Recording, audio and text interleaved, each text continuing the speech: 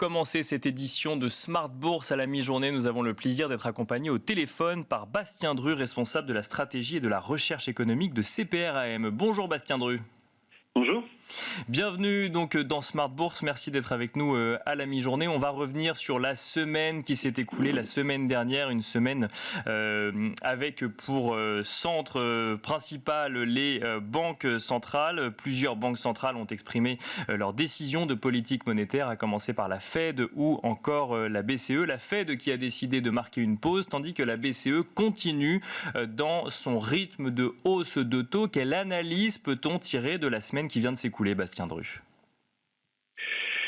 En fait, c'est qu'on a vraiment des banques centrales qui opèrent en ordre dispersé. On voit avec la Fed qui marque une pause, alors que la BCE, elle a continué à remonter ses taux directeurs.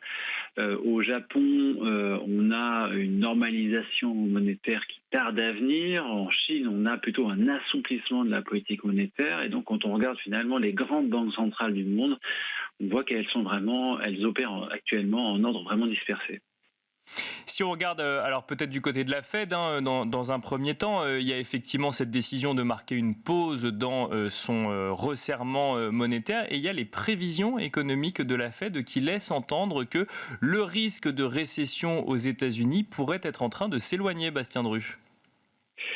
En tout cas, le FOMC a revu sa prévision de croissance à la hausse pour 2023 de 0,4 à 1%, ce qui n'est pas non plus énorme, tout en baissant les prévisions de croissance pour 2024 à 2025. Alors, il y a quand même des éléments qui sont étonnants dans les projections économiques du FOMC. Il y a d'abord l'incohérence qui consiste à ne pas prévoir de récession, mais par contre à prévoir une hausse du taux de chômage de 0,4 points d'ici la fin de l'année. On aura donc un taux de chômage qui passerait de 3,7 à 4,1%. Et une hausse du taux de chômage aussi forte sans récession, en fait, ça n'est jamais arrivé. Donc c'est un peu incohérent. Et au passage, l'une des phrases choc de la conférence de presse de Jérôme Powell la semaine dernière, c'était quand il a indiqué qu'il ne fallait pas donner trop d'importance aux prévisions, même à un an, car elles étaient hautement incertaines. Alors si on regarde les chiffres d'activité, on a plutôt eu une dégradation récemment aux États-Unis, même si elle n'est pas très brutale. Et si on en croit les enquêtes, on a quand même un ISM manufacturier qui est en territoire de contraction pour le 7e mois consécutif, un ISM service qui est tombé à 50,3 en mai, soit une quasi-stagnation. Et donc, globalement, tout ça, ça indique une croissance qui est quasi nulle pour le moment.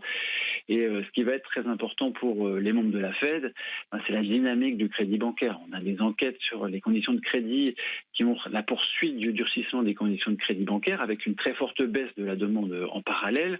Et lorsqu'on regarde le bilan des grandes banques américaines et le bilan des banques américaines dans leur totalité, on voit maintenant une dynamique qui est négative avec de moins en moins de prêts aux entreprises et le stock de prêts bancaires aux entreprises, il est même tombé à son plus bas niveau depuis septembre dernier.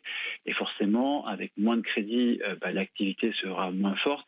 Et c'est en bonne partie pour ça que la Fed a marqué une pause lors de ce comité de politique monétaire la semaine dernière. Mais alors, comment comprendre effectivement la séquence Fed qu'on a eue la semaine dernière, puisque vous nous l'avez dit, que ce soit du côté des indicateurs économiques, que ce soit du côté du consensus de marché, ou même dans la lecture qu'on peut avoir de cette pause marquée par la Fed, on irait vers une croissance effectivement un peu plus difficile, alors peut-être pour la fin de cette année ou l'année suivante, et pour autant, dans ces analyses, la Fed voit plutôt une récession qui s'éloigne. Je repose ma question, pardon, mais comment comprendre ce paradoxe ?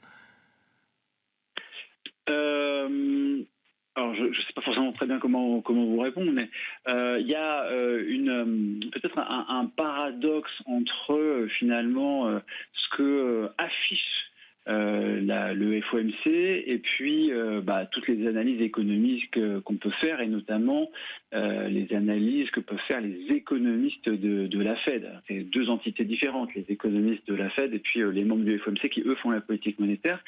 On peut penser que c'est difficile pour le FOMC d'afficher le fait qu'ils sont en train de causer une récession, parce qu'il est quand même assez probable que les États-Unis partent en récession en fin d'année. Ça, c'est peut-être quelque chose qui est assez difficile à imaginer. Puis finalement, peut-être qu'ils ont une vraie croyance que le marché du travail tient tellement bien et tiendra tellement bien cette année que ça permettra d'éviter une forte baisse de l'activité aux États-Unis sur la deuxième partie de l'année.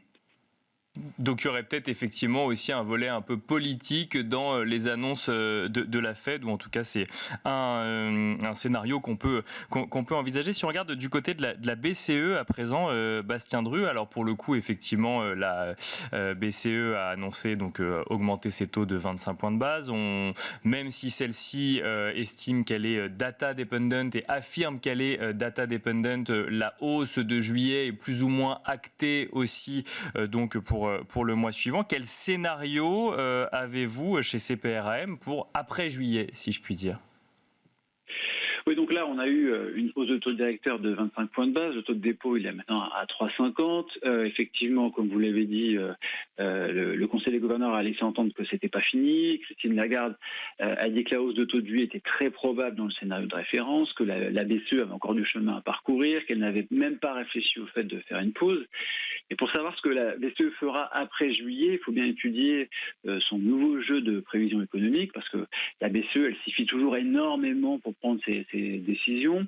Et là, on a des prévisions de croissance qui ont certes été revues à la baisse, mais des prévisions d'inflation et d'inflation sous-jacente qui ont été revues à la hausse, et c'est ça qui compte pour une banque centrale. Donc, on a des économistes de la BCE qui attendent une inflation sous-jacente de 5,1% en 2023, 3% en 2024 et 2,3% en 2025, donc dans 2 ans et demi. Et ça témoigne quand même d'une confiance qui est modérée dans la capacité de l'inflation à atteindre la cible de 2% à moyen terme. Puis en plus de ça, le Conseil considère que les risques pesant sur l'inflation sont encore haussiers, quoi.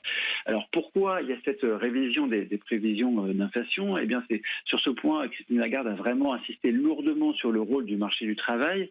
Elle a parlé d'énigmes pour qualifier la très bonne tenue du marché du travail, alors que l'activité s'est contractée en début d'année. Pour rappel, la zone euro elle est en récession technique sur la fin d'année 2022 et sur le début de l'année 2023. Et pour leur prévision d'inflation, les économistes de la BCE ont pris en compte l'accélération des salaires et ils envisagent sur les 3 prochaines années une progression des salaires qui serait plus élevée que tout ce qui a pu être observé entre 1995 et 2019. Et ils anticipent aussi une baisse du taux de chômage. Donc ça préfigure une bataille contre l'inflation qui va être plus longue que prévu. Et donc maintenant, quand même assez probable que la BCE remonte ses taux aussi après juillet, avec un taux de dépôt qui pourra atteindre donc 4% en septembre.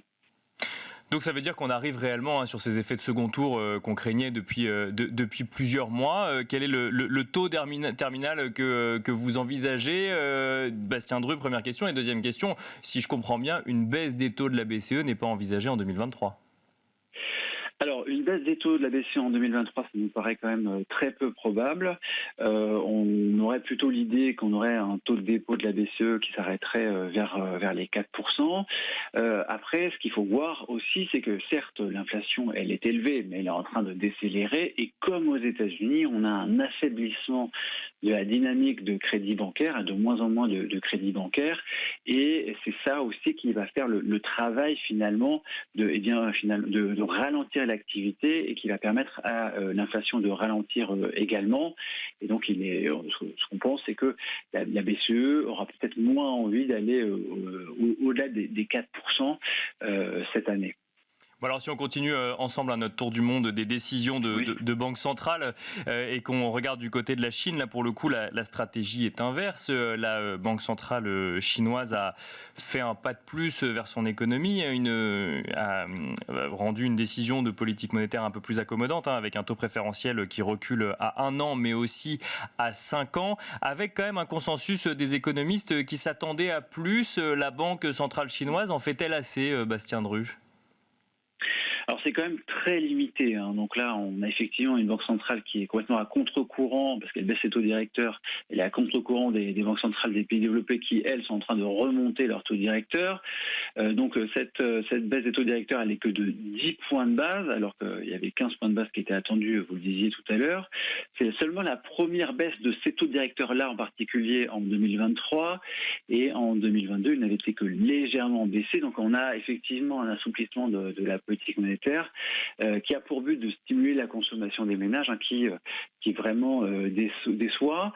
Et ça a permis quand même une dépréciation de la devise chinoise, mais on sent qu'il n'y a pas forcément beaucoup de velléité de de la part des autorités chinoises d'aller beaucoup plus loin en termes de politique monétaire, mais finalement, ça a quand même certains effets importants sur les marchés de change, parce que, étant donné que la PBOC, elle est en train de baisser ses taux directeurs, alors que ces derniers mois, on a plutôt eu des fortes hausses de taux directeurs dans les pays développés, ça, c'est ce différentiel de taux d'intérêt, ça a quand même eu un impact qui est très important sur la devise chinoise, qui s'est fortement dépréciée par rapport à l'euro et au dollar. Et donc, même si au niveau de la politique monétaire, il y a des mouvements qui sont relativement limités qui sont faits, du fait du différentiel avec les autres banques centrales, ça produit quand même des effets importants sur les marchés de change, avec donc une dépréciation qui est significative.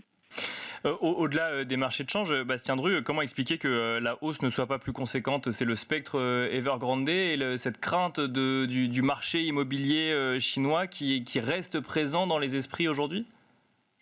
Alors, il y a sans doute plusieurs explications. Il y a le fait qu'il y a peut-être une volonté de vouloir préserver finalement les grandes institutions bancaires du pays. Puis ensuite, on sent aussi qu'il y a beaucoup d'interrogations au sein du gouvernement chinois sur finalement la bonne façon de relancer l'économie, de relancer la consommation. Et on sent qu'il n'y a pas encore vraiment de consensus au sein du gouvernement qui a été trouvé sur vraiment les bonnes pistes à privilégier. On voit bien qu'il y a des velléités, il y a une volonté de se focaliser sur certains secteurs en particulier, comme par exemple les voitures électriques, sur certains secteurs d'avenir. Mais étant donné que l'État chinois est très endetté actuellement, que globalement le secteur non financier est très endetté actuellement, c'est plus difficile de s'orienter vers des politiques budgétaires très accommodantes aujourd'hui par rapport à il y a 15 ans. Et nous finissons, Bastien Drue, avec une nouvelle décision de politique monétaire de Banque centrale à venir cette semaine, celle de la Bank of England. À quoi peut-on s'attendre pour cette décision de politique monétaire ? La poursuite du durcissement. En fait, la question qui se pose pour la Banque d'Angleterre, c'est ce que la Banque d'Angleterre va remonter ses taux directeurs de 25 ou de 50 points de base. Actuellement, les taux directeurs ils sont à 4,5% pour la Banque d'Angleterre. Tout le monde a été surpris par la résilience de l'économie britannique et la Banque d'Angleterre elle-même. La Banque d'Angleterre, il y a quelques mois, elle avait un scénario qui était extrêmement noir sur l'économie britannique pour cette année, pour l'année prochaine. Et en fait, c'est surtout le marché du travail qui a surpris récemment, avec une rechute du taux de chômage en avril, des salaires qui accélèrent, puis surtout une inflation qui est encore à 8,7%. On est quand même très au-dessus de ce qu'on voit dans les autres pays développés. Et même si les marchés anticipent une hausse de taux de 25 points de base cette semaine, il est quand même assez probable qu'elle en fasse davantage avec une hausse de taux de 50 points de base. Et on aurait donc un taux directeur qui irait chercher les 5% pour la Banque d'Angleterre. Merci beaucoup Bastien Drue de nous avoir accompagnés dans Smart Bourse à la mi-journée. Je rappelle que vous êtes responsable de la stratégie et de la recherche économique de CPRAM.